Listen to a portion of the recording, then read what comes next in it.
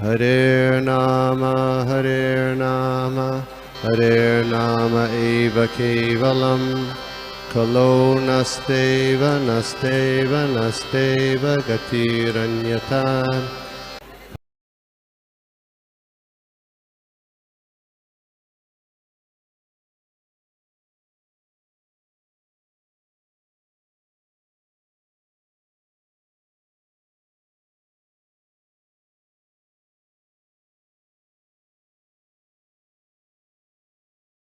सर्वप्रथम सर्वांचं हार्दिक स्वागत आहे आपल्या आजच्या या संध्याकालीन मराठी भगवद्गीता सत्रामध्ये.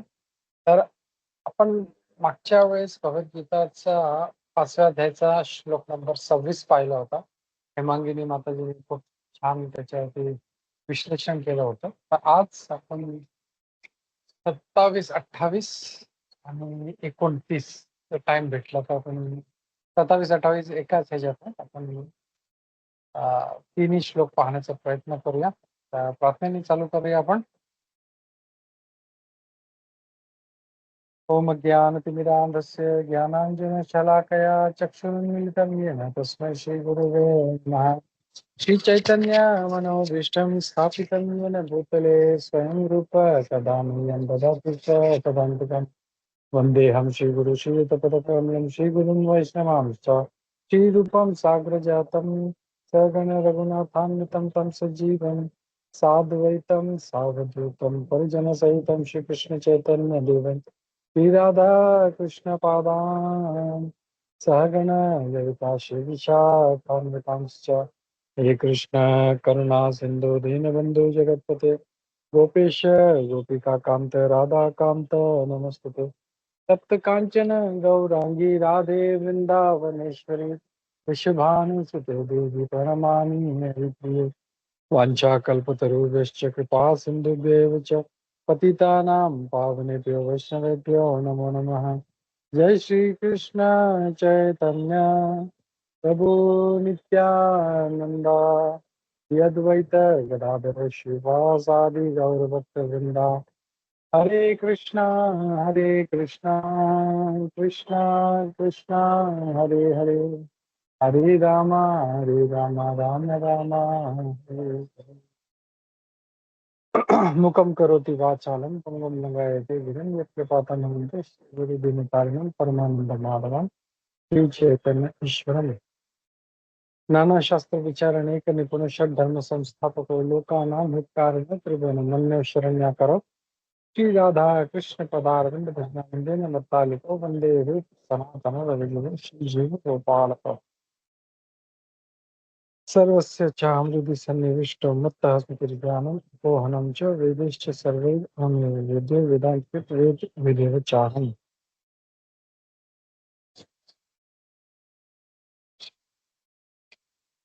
हरे कृष्ण. थँक्यू.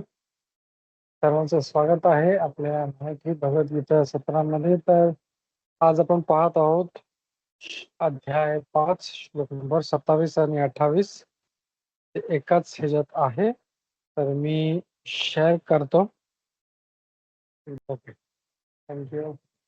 तर 27 आणि 28 एकत्र आहेत, तर आपण ते वाचूया. स्पर्शान् कृत्वा बहिर्बाह्यां चक्षुर्चैवान्तरे भ्रुवोः प्राणापानौ समौ कृत्वा नासाभ्यन्तरचारिणौ यतेन्द्रियमनो बुद्धिर्मुनिर्मोक्षपरायणः विगतेच्छा भयक्रोधः सदा मुक्त एव सः. मी ह्याला अनुवाद वाचतो. अनुवाद आणि तात्पर्य. सर्व बाह्य इंद्रिय विषय रोखून दोन भुवयांमध्ये दृष्टी एकाग्र करून नाकपुड्यांमध्ये प्राण आणि अपान वायूंना रोखून आणि याप्रमाणे मन इंद्रिय आणि बुद्धी संयमित करून मोक्षप्राप्तीचे ध्येय असणारा मुनी इच्छा भय आणि क्रोधापासून मुक्त होतो. जो मनुष्य नित्य या अवस्थेत असतो तो निश्चितच मुक्त असतो. तर आजच्या या श्लोकमध्ये भगवान काय संदेश देत आहेत? आपण मागच्या वेळेस पाहिलं होतं, की भगवानने सांगितलं काम, क्रोध त्याच्यापासून मुक्त झाला पाहिजे. जो क्रोध आणि सर्व भौतिक इच्छांपासून मुक्त आहे, म्हणजे भक्तीमध्ये पुढे जायचं असेल तर काम क्रोध जे आहे, काम आणि क्रोध याच्यापासून मुक्त राहिलं पाहिजे. तरच तो आत्मसाक्षात्कारी होईल, आत्मसंयमी होईल आणि व पुढे भक्तीमध्ये पुढे जाऊ शकतो. आणि भविष्य काळात ते केल्यानंतर असं नाही की ते केल्यावर तो लगेच तो भगवानमध्ये म्हणजे भक्ती करू शकेल. त्यासाठी केल्यानंतर निकट भविष्य काळात ब्रह्मामध्ये भक्तीची निश्चिती असते. तसं केलं तर चान्सेस आहे की होईल. तर आजच्या श्लोकमध्ये काय सांगत आहे, की आपले जे सर्व इंद्रिय आहेत त्यांना रोखून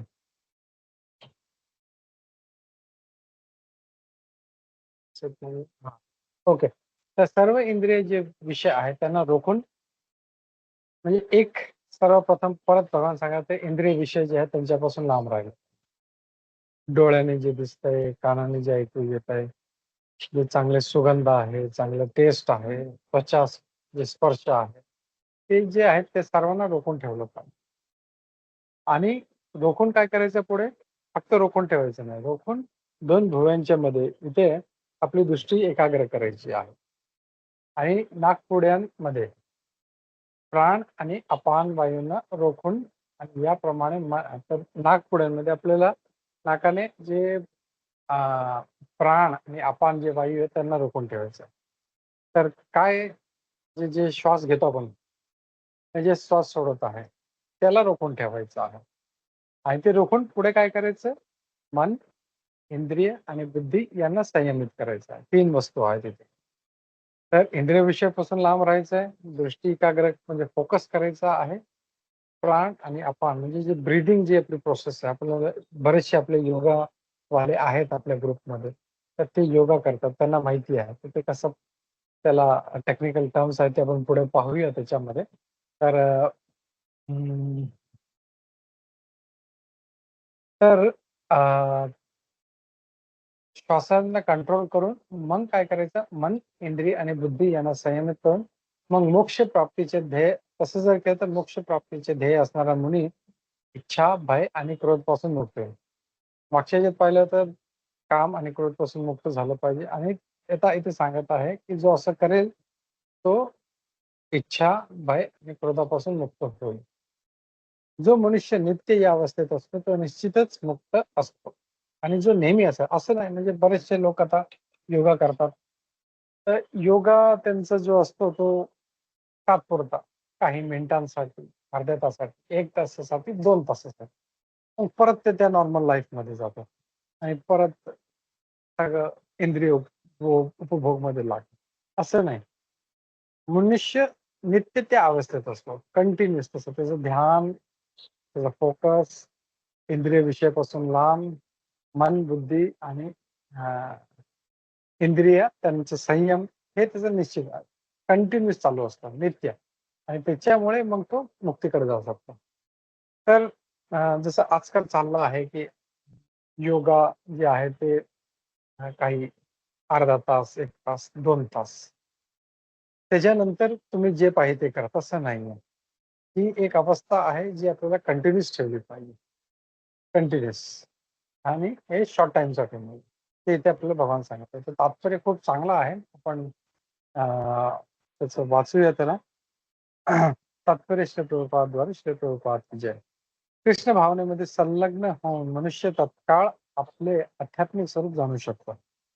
तर इथे आता प्रभुपादजी सांगत आहे, की कृष्ण भावनेमध्ये जर लागलं तर इमिडिएटली त्याला त्याचं जे स्वरूप आहे, आध्यात्मिक स्वरूप, ते त्याला समजून जाईल. आणि त्यानंतर तो भक्ती योगाच्या माध्यमाने भगवंतांना जाणू शकतो आणि मग पुढे तो भगवंतांना जाणू शकतो. जेव्हा मनुष्य भगवत भक्तीमध्ये उत्तम प्रकारे स्थित होतो, तेव्हा तो दिव्य स्तरापर्यंत उन्नत होतो. तर चांगल्या उन्नत स्तरापर्यंत जायचं असेल, तर त्याला भक्तीमध्ये स्थित झालं पाहिजे आणि ते पण भक्ती म्हणजे फक्त नावासाठी नाही. 2 अगरबत्ती लावली, घंटी वाजवली, टाळी वाजवली झालं, असं नाही. त्याला उत्तम प्रकारे म्हणजे कंटिन्यूअस त्याला त्या उत्तम स्थितीमध्ये राहायला पाहिजे. आणि यामुळे आपल्या कार्यक्षेत्रामध्ये भगवंताची उपस्थिती जाणण्या इतपत पात्र बनू शकतो. तो फक्त हे जर केलं त्याने कंटिन्यूअस तर तो जाणण्या इतपत पात्र तो बनू शकेल. जाण्यासाठी हे जी पात्रता त्याला घडवण्यासाठी त्याला हे सगळं केलं पाहिजे. या विशिष्ट स्थितीलाच ब्रह्मनिर्वाण किंवा ब्रह्मामधील मुक्ती असे म्हटले आहे. आणि असं जेव्हा करेल तर त्याला तो ब्रह्मनिर्वाण किंवा ब्रह्मलीन असं म्हणता येईल. तर काही लोकं, काही ग्रुप्स आहेत ते म्हणतात ब्रह्ममध्ये लीन व्हा, ध्यान करा. तर that is not temporary for 5 minutes, 10 minutes. ही एक नित्य अवस्था आहे आणि त्याच्यामध्ये नेहमी राहिलं पाहिजे. ब्रह्मनिर्वाणाच्या उपरोक्त तत्वांचे विवेचन करून झाल्यावर भगवंत अर्जुनाला अष्टांग योग या योग पद्धतीच्या आचरणाद्वारे मनुष्य या अवस्थेत कसा येऊ शकतो याचा उपदेश करतात. या अष्टांग योगाची 8 अंग आहेत आणि ती म्हणजे यम, नियम, आसन, प्राणायाम, प्रत्याहार, धारणा, ध्यान आणि समाधी ही होते. तर हे अष्टांग योगचे जे 8 प्रकार आहेत आणि आपलं आता भगवान तर सांगत आहे तुम्ही ध्यान करा, डोळ्यांच्या मध्ये फोकस करा, इंद्रिय कंट्रोल करा. तर हे आता असं म्हणू शकतो अष्टांग योग जो आहे, त्याची सुरुवात म्हणजे बेस त्याचं भगवान तयार करत आहे. जसं बोलतात ना, काहीतरी एक वर्ड आहे मला आठवत नाही त्याला. तो बेस इथे भगवान तयार करा आणि मग पुढचा जर अध्याय पाहिला, पूर्ण त्याच्याबद्दल डिटेलमध्ये अष्टांग योग बद्दल भगवंतांनी सांगितलं आहे. 6व्या अध्यायामध्ये योग विषयाचे विस्तृत स्पष्टीकरण करण्यात आले आहे आणि 5व्या अध्यायाच्या शेवटी त्याचे केवळ प्राथमिक वर्णन करण्यात आले आहे. प्रत्याहार या योग पद्धतीद्वारे शब्द, स्पर्श, रूप, रस आणि गंध या इंद्रिय विषयांचा त्याग केला पाहिजे. तर प्रत्याहार म्हणजे हे सगळं त्याला कंट्रोल केलं पाहिजे. रंग, रूप, चांगलं जसं मी सुरुवातीला सांगितलं काही स्पर्श कुठलं चांगलं कुठलं मखमली, सॉफ्ट स्पर्श काही लोकांना खूप आवडतं. त्यामध्ये नाही पडायचंय ते. तर हे प्रत्याहारने त्याला त्याच्यापासून लांब राहायचं आणि हे जेव्हा करेल तेव्हा तो पुढे जाऊ शकतो. त्यानंतर 2 भुवयांमध्ये दृष्टी एकत्रित करून तर हे जे आपले आयब्रोजच्या मध्ये तिथे ध्यान केलं पाहिजे आणि अ, असं का म्हणतात कारण इथे जे आहे आपलं आज्ञाचक्र आहे.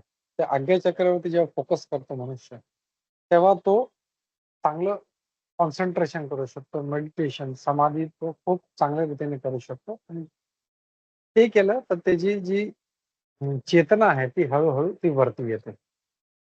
ते केलं पाहिजे आणि पुढे प्रभुपादजी सांगत आहे, अधोन्मिलित नेत्रांनी नासिकाग्रावर ध्यान एकाग्र केलं पाहिजे. नासिकाग्रावर त्यांनी ध्यान केलं पाहिजे. तर डोळे अधोन्मिलित म्हणजे पूर्ण उघडे पण नाही, पूर्ण बंद पण नाही. प्रभुपादजी इथे खूप चांगलं इथे वर्णन करत आहे. नेत्र पूर्णपणे बंद करण्याचे काही लाभ होत नाही. कारण नेत्र पूर्णपणे बंद केल्यास निद्रावश होण्याची संभव. कोणी बसलं ध्यानमध्ये. नॉर्मली आपण बघतो काही लोक जे असे मेडिटेशन ते पूर्ण डोळे बंद करायला सांगतात. पण पूर्ण डोळे डोळे बंद केले की त्याचा स्वभाव आहे. मन त्याचं म्हणजे जे आहे ऑटोमॅटिक निद्रा अवस्थेमध्ये जातं. म्हणून ते अव्हॉइड करण्यास सांगितलं. डोळे पूर्ण बंद करू नका. हाफ क्लोज असं. पण आपण बरेचसे जे योगी आहेत त्यांना पाहतो. त्यांचे डोळे असे अर्धे बंद असतात. पूर्ण म्हणजे क्लोज नसतात त्यांचे. आणि त्याच्यामुळे त्यांचं जे फोकस आहे, जो ध्यान आहे तो पूर्ण राहतो त्यांनी. तर बंद केले पूर्ण तर काय होतं माणूस झोपू शकतो. तसेच नेत्र संपूर्ण उघडे ठेवण्यानेही काही लाभ होत नाही. तर कोण म्हणेल चल ठीक आहे मी बंद नाही करत, मी उघडे ठेवतो. पुढे एकदम असतं. तसं वाईड ओपन तसं पण नाही. का? डोळे उघडे असले की त्याचं सारखं ध्यान, हा आला, इथे हे झालं, इथे ते झालं, असं टीव्हीवरती काय चाललंय, मोबाईलवरती WhatsAppचा पॉपअप आलाय. ते त्याच्यामुळे तो सारखा डिस्ट्रॅक्ट होईल. तर पप्पाजी ते सांगा तसंच नेत्र संपूर्ण उघडे ठेवण्यानेही काही लाभ होत नाही. कारण तसे केल्यास इंद्रिय विषयाद्वारे मोहित होण्याची शक्यता असते. तर आपल्याला माहिती आहे कोणते मुनी होते. सबुरी मुनी. सबुरी मुनी ते पाणीच्या खाली जाऊन तपस्या करत होते आणि किती वर्ष त्यांनी तपस्या केली असेल. आपल्याला 2 मिनिटं नाक म्हणजे पकडून म्हणजे श्वास रोखून पाणी बसता येत. तिथे किती वर्ष बसून ते तपस्या करत होते. पण एक चूक झाली. त्यांचे डोळे उघडे होते पूर्ण. आणि ते जेव्हा डोळे उघडे असताना त्यांनी 2 माशांना मेट करताना पाहिलं. तिथे त्यांचं डोकं म्हणजे मग खराब झालं. ते बोलले, की मला लग्न करायचं आणि ते बाहेर आले आणि त्या राजाच्या पोरीबरोबर ते बोलले, "मला लग्न करायचं." तर बोलले, "ठीक आहे." आणि ते 1, 2, 10 नाही 51 त्यांच्या मुली होत्या. 51 मुलींशी त्यांनी लग्न केलं. जस्ट इमॅजिन की किती हानिकारक आहे. म्हणजे सेन्सस आपले व्यवस्थित नाही वापरले. डोळे पूर्ण बंद पण नाही करायचे, पूर्ण उघडे पण नाही ठेवायचे. तसंच आपले कान हे पण आपल्याला भगवंताच्या सेवेमध्ये वापरलं पाहिजे. दुसरं चांगलं एक्झाम्पल आहे विश्वामित्र मुनी. ते तर डोळे बंद करून बसले होते. मस्त एकदम ध्यान पण करत होते. त्यांचे पण डोळे अर्धे बंद असतील. पण त्यांचे कान कशामुळे ते कोण होती ती ती उर्वशी. हां? नाही, नाही. ती अप्सरा कोण मेनका, होती? मेनका. उर्वशी, उर्वशी. मेनका, मेनका. मेनका, मेनका मेनका, मेनका. मेनका. ओके. हां, करेक्ट मेनका. तर मेनका ती जेव्हा नृत्य करू लागली, तिला माहिती आहे, की डायरेक्ट मी जाऊन त्यांच्याशी म्हणजे काही बोलणं करू शकत नाही कारण ही ऋषी. तर वैताग आला, राग-बीग आला, श्राप तिथेच देऊन भस्म करतील. म्हणून तिने काय केलं, शी वॉज स्मार्ट. तिथे लांब तिथं म्हणजे he can see and he can hear तसं ते डान्स करू लागले आणि ते त्याच्या ते मधुर त्या पायलचं जे त्यांची जी पैंजण होती, ते आवाज ते छुन, छुन, छुन, छुन ऐकून त्यांचं मन भटकलं. From this we can see आपले सेन्सेस जे आहेत खूप म्हणजे इट्स बेनिफिशियल पण आहे आणि धोकादायक पण आहे. म्हणजे जसं प्रभुपादजी उदाहरण दिलं ना, एक सुरी ती एक जीव वाचवू पण शकते आणि कोणाचा जीव घेऊ पण शकते. एक डॉक्टरच्या हातामध्ये ती जीव वाचवते. पण तीच सुरी जेव्हा एका अ, वाईट माणसाच्या हातात, एक चोराच्या हातात जाते, तर ते जीव घेत होते. तर सेन्सेस पण आपले तसेच आहेत. तर आपल्याला आता हुशार झालं पाहिजे, की हे मी सेन्सेस कसे वापरू? सुंदर रूप बघण्यामध्ये किंवा चांगलं स्पर्श घेण्यामध्ये किंवा चांगलं-चांगलं लाऊड म्युझिक ऐकण्यामध्ये, त्याच्यामध्ये घालवलं पाहिजे, की मी भगवंताचं जे नामस्मरण चाललंय ते जे ऐकण्यामध्ये, भगवंताचं दर्शन घेण्यामध्ये, अ, भक्त संघ लोकांमध्ये राहण्यामध्ये, त्याच्यामध्ये यूज केलं पाहिजे. तर हे आपले इंद्रिय आपल्याला दिले आहेत भक्तीमध्ये पुढे जाण्यासाठी, पण त्याचा आपण गैरउपयोग करून आपण खाली अजून नरक या लोकाकडे चाललो आहोत. तर वी शुड बी केअरफुल. या योग पद्धती ही योग पद्धती मनुष्याला सर्व प्रकारचा क्रोध आणि भयापासून मुक्त होण्यास व त्या योगे दिव्य स्थितीत परमात्म्याच्या उपस्थितीचा अनुभव घेण्यास सहाय्य करते. ही जी योग पद्धती आहे, असं जर केलं तर क्रोध आणि भय तो नाश होईल आणि दिव्य स्थितीमध्ये हळूहळू तो पुढे जाईल. तर ही योग पद्धती केल्याने त्याचं क्रोध, भय सगळं त्याचं संपून जाईल ते. आणि परमात्म्याची उपस्थिती सगळीकडे पुऱ्या एन्व्हायर्नमेंटमध्ये, लोकांमध्ये, परिस्थितीमध्ये तो भगवंताला बघू शकेल. जसं आपण पाहतो बरेचसे जे संत होते ते सारखं म्हणजे त्यांना भगवंताचं दर्शन प्रत्येक जीवामध्ये व्हायचं. प्रत्येक सिच्युएशनमध्ये काही वाईट झालं तरी अरे भगवंताची इच्छा. चांगलं झालं, अरे भगवंताची इच्छा. आपण कधी काही चांगलं झालं तर हे छाती ठोकून लोकं सांगतात, "मी केलंय माहिती आहे तुला." जसंच काही वाईट झालं वरती बघतो, "ए देवा तू हे काय केलं?" तेव्हा स्वतःची आठवण येत नाही. पण चांगलं झालं की छाती ठोकून, "मी केलं आहे, मी केलं आहे." तर तसं नाहीये. जे संत लोकं आहेत ते प्रत्येक गोष्टीमध्ये whether it is good or bad चांगल्या आणि वाईट परिस्थितीमध्ये सगळ्यांमध्ये भगवंताची उपस्थिती बघतात. काही वाईट झालं तरी भगवंताची इच्छामुळे झालं आहे आणि चांगलं झालं तरी हे भगवंताची माझं काही नाहीये त्याच्यामध्ये. मी कर्म केले म्हणून मला हे फळ भेटलं तसं नाही. It's all Lord's mercy. दुसऱ्या शब्दात सांगायचे तर कृष्ण भावनामृत ही योग पद्धतीच्या आचरणाची सहज सुलभ पद्धत आहे. तर जे कृष्ण कॉन्शियसनेस आहे, जे प्रभुपादजींनी सांगितलं तुम्ही भक्ती करा. ही त्याचंच एक खूप सिंपल आणि सहज त्याचं हा कृती आहे ती आपल्याला वापरली पाहिजे. याचे पुढील अध्यायामध्ये विस्तृत वर्णन करण्यात येईल. कृष्ण भावना भावित मनुष्य हा नित्य भक्तिपूर्ण सेवेमध्ये युक्त असल्या कारणाने त्याची इंद्रिय इतर गोष्टींमध्ये रत होण्याचा धोका नसतो. जर कृष्ण भावनेमध्ये असेल तर त्याचे इंद्रिय भटकत नाही. तिथेच आपण पाहिलं जसं सौबरी मुनी योग करत होते. दृष्टीमुळे त्यांचं हे झालं, त्यांचं फॉल डाऊन झालं. विश्वामित्रमुळे त्यांचा फॉल डाऊन.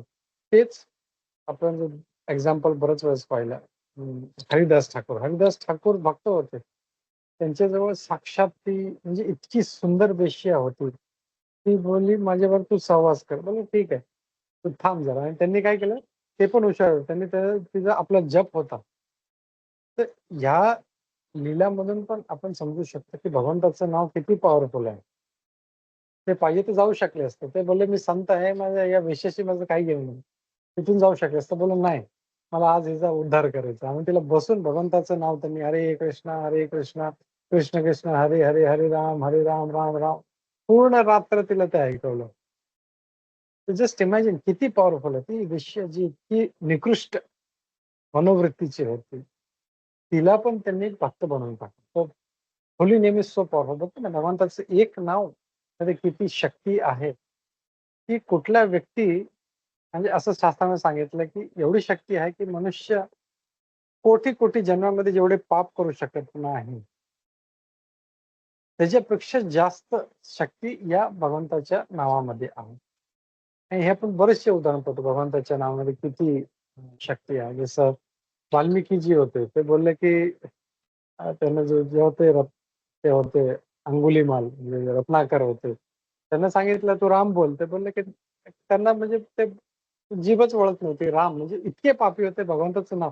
बरेचसे लोकं पाहतात पण भगवंताचं नाव काही सांगितलं त्याच्या तोंडातून नाव निघत नाही. का? कारण त्यांचं पाप इतकं आहे ते त्यांच्या तोंडातून निघतच नाही. पण भक्त जो असतो तो चतुर असतो. त्याला माहिती आहे मला ह्याच्याकडून कसं काम करून घ्यायचं, भगवंताची भक्ती कशी करून. तर नारद मुनी बोलले, "ठीक आहे, राम बोलता येत नाही ते काम कर, तू मरा बोल." आणि सतत बोलत राहा. पण मरा, मरा, मरा, मरा, मरा, मरा करून तर कधी राम झालं त्यांना पण समजलं अशी समाधी लागली. इमिडिएटली ते रत्नाकर हे ते वाल्मिकी झाले. तर just imagine the power of holy name. किती शक्ती आहे आणि म्हणून आपल्याला हे जे हरे कृष्ण महामंत्र आहे. हरे कृष्ण, कृष्ण कृष्ण हरे हरे, हरे राम, राम राम हरे हरे. हे याचं जप करत राहिलं. जेवढे करू शकतात. 16 माळा नाही, 8 माळा, 8 माळा नाही तर 4 माळा, 4 माळा नाही तर ॲटलीस्ट 1 माळा तरी रोज तिला केलं पाहिजे. कारण इतकी शक्ती आहे. बाकी दुसरं धन त्याच्यासाठी आपण खूप झटत असतो. ओव्हरटाईम करतो. 2-2 तास एक्स्ट्रा बसतो ऑफिसमध्ये काम करतो किंवा काहीतरी वर्क फ्रॉम होम किंवा काहीतरी दुसरं. पण ते धन आपलं कधीतरी आपल्याला सोडून जाईल किंवा आपण त्या धनाला सोडून जाऊ. पण जे खरं धन आहे ते भगवंताचं नाम. त्याच्या या माळ्यावरती जप करत राहायचं. दॅट विल लिबरेट अस. ते आपल्याला मुक्ती देईल. तर ते इथे आहे. टाईम झालेला आहे, तर मी पुढचा श्लोक घेत नाही. पुढचा श्लोक खूप महत्त्वपूर्ण आहे. तर जो 5व्या अध्यायाचा जो क्रक्स आहे, तो या श्लोकामध्ये दिला आहे. भगवान काय म्हणतात? "भोक्तारं यगतप्सां सर्व महेश्वरम सूर्यदं सर्वभूतानां ज्ञात्वा मां शान्तिमच्युती." मी सर्व यज्ञ आणि तपस्यांचा परमभोक्ता, सर्व ग्रहलोक आणि देवदेवतांचा परमेश्वर आणि मी सर्व जीवांचा हित करता व सर्व जीवांचा कल्याण इच्छा करणारा आहे, हे जाणून माझे पूर्ण ज्ञान असणारा सांसारिक दुःखापासून शांती प्राप्त करू शकतो.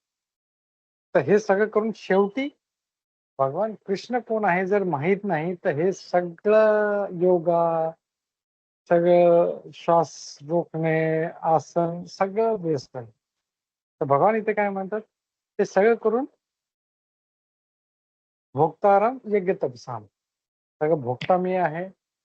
जेवढे पण यज्ञ होतात त्याचा भोगता मी आहे आणि सर्व जे लोक आहेत आपल्याला माहिती आहे 14 लोक आहेत.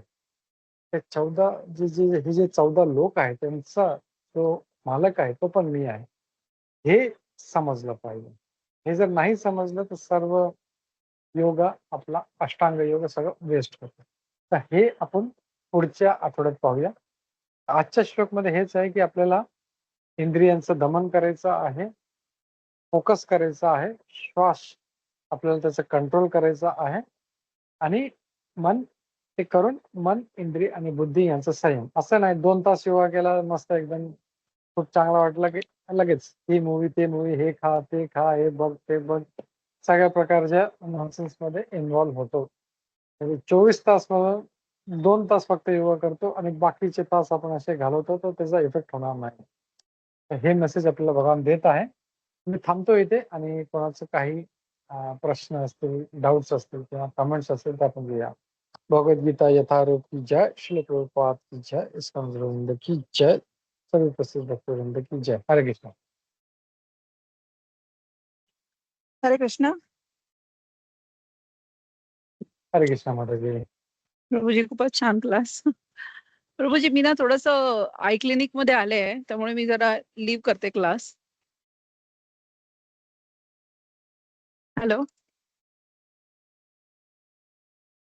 हॅलो. थँक्यू माताजी. नाही ठीक ओके. आहे. तुम्ही आय क्लिनिक मध्ये असून तुम्ही लॉग इन केला. खूप खूप धन्यवाद. हरे नाही कृष्ण. प्रभूजी. हरे कृष्ण. हरे कृष्ण. हरे कृष्ण. ठीक आहे. ओके.